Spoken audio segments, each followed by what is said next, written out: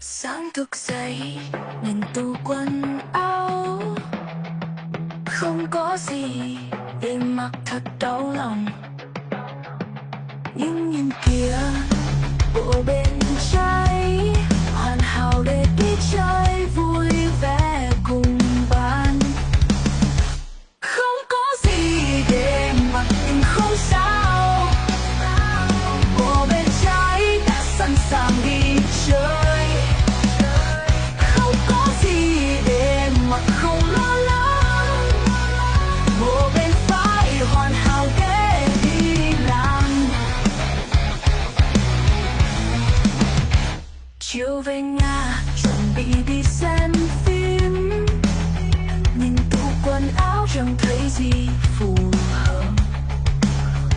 Nhưng kìa, bộ bên